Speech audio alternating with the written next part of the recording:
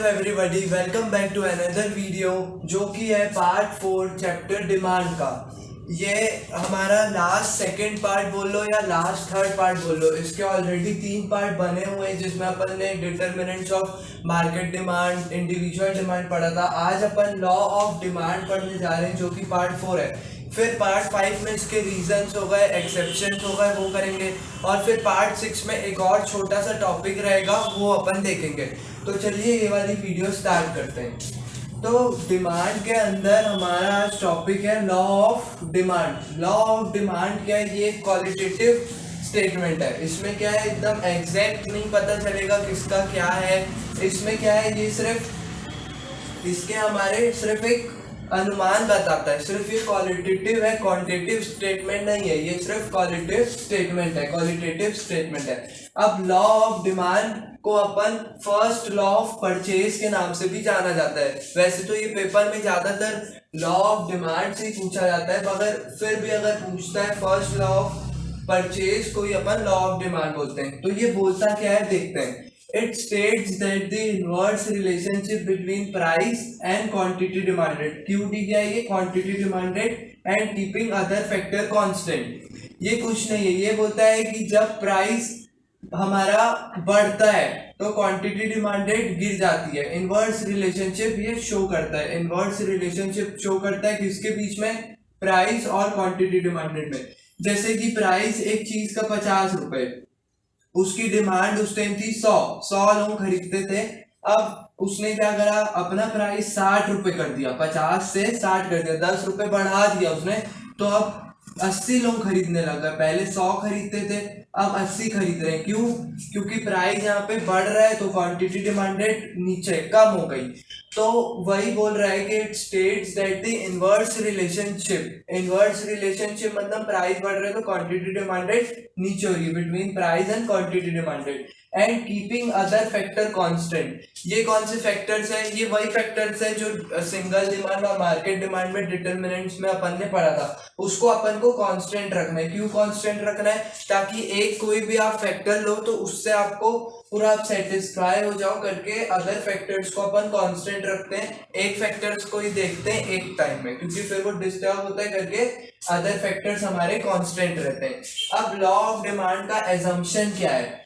Assumption कुछ नहीं है। एजम्पशन में keeping determinants of individual demand and market demand factors constant. अगर एजम्पशन पूछता है लॉ ऑफ डिमांड के तो क्या लिखना, जो भी अपन पढ़े थे ना, वो price of the given commodity, price of an income, और अपन टेस्ट एंड प्रेफरेंसेस पढ़े थे, और जो भी बस वही लिखना। और उसमें बस ये लगा देना नॉट चेंज जैसे, या फिर कांस्टेंट। जैसे हो गया price of the given commodity being constant या बीइंग नॉट चेंज। ऐसी price of the substitution goods being constant या फिर नॉट चेंज। और एजम्पशन में वो पूरा एजम्पशन मार्केट और इंडिविजुअल के भी लिख सकते हो। अब प्राइस और quantity demanded law of demand से अपन एक ग्राफ समझते हैं। जैसे कि प्राइस 5 4 3 2 1 है और क्वांटिटी डिमांडेड 1 2 3 4 5 है। तो ये टेबल हो गया। अब इसी को ग्राफ में प्लॉट किया है, कुछ नहीं है। इधर प्राइस ले लेना, इसको क्या बोलते हैं, इसको वाई एक्सेस और इसको एक्स एक्सेस। ये तो लिखना कंपलसरी रहता है ना, ये वाई एक्सेस या एक्स एक्सेस। एक्स एक्सेस में अपन ने ले लिया क्वांटिटी डिमांडेड 1 2 3 4 5 और प्राइस ले लिया 5 4 3 2 1।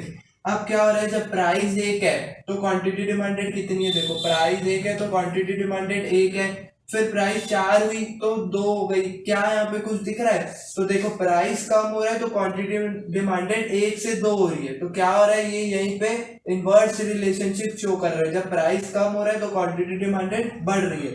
फिर प्राइस 3 हो गया तो क्वांटिटी डिमांडेड और बढ़ गई। 2 में 4 हो गई, 1 में 5 हो गई। अब देखो जब प्राइस 5 था तो 1 आदमी खरीदता था, अभी प्राइस 1 हो गया है तो कितने लोग खरीद रहे हैं? 5 लोग खरीद रहे हैं। तो वही प्लॉट करना है एक्स एक्सिस और वाई एक्सिस के थ्रू।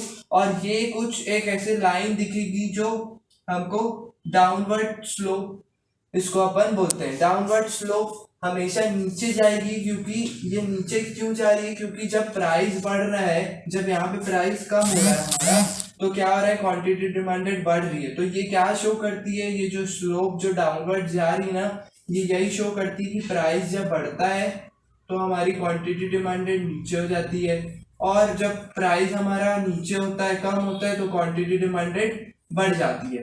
तो बस यही है लॉ ऑफ डिमांड में क्वालिटेटिव स्टेटमेंट है, फर्स्ट लॉ ऑफ परचेज भी बोलते हैं, और इनवर्स रिलेशनशिप शो करता है किसके बीच में, प्राइस एंड क्वांटिटी डिमांडेड में, और अदर फैक्टर को कांस्टेंट रखते हैं क्योंकि अच्छे से पता चलता है। एजम्पशन में भी कुछ नहीं लिखना, सब वही लिखना, price of the given commodity being constant, फिर price of the substitute good being constant, ऐसे करके पूरे जो इंडिविजुअल और मार्केट डिमांड के फैक्टर्स है ना उसमें बस नॉट चेंज या बीइंग कीपिंग कांस्टेंट के वे में रख देना, और एक टेबल बना देना ऐसे टाइप की और एक ग्राफ, और उसमें लिख देना कि ये स्लोप है ए बी, ये नीचे जा रही है तो ये क्या शो कर रही है, ये प्राइस और क्वांटिटी डिमांडेड में इनवर्स रिलेशनशिप शो कर रही है। बस यही थी पार्ट 4 में लॉ ऑफ डिमांड। अब पार्ट 5 में इसके अपन एक्सेप्शंस और इसके कुछ कुछ reasons of law of demand पढ़ेंगे। तो आपसे मिलूंगा मैं पार्ट 5 में, तो टिल देन बाय बाय।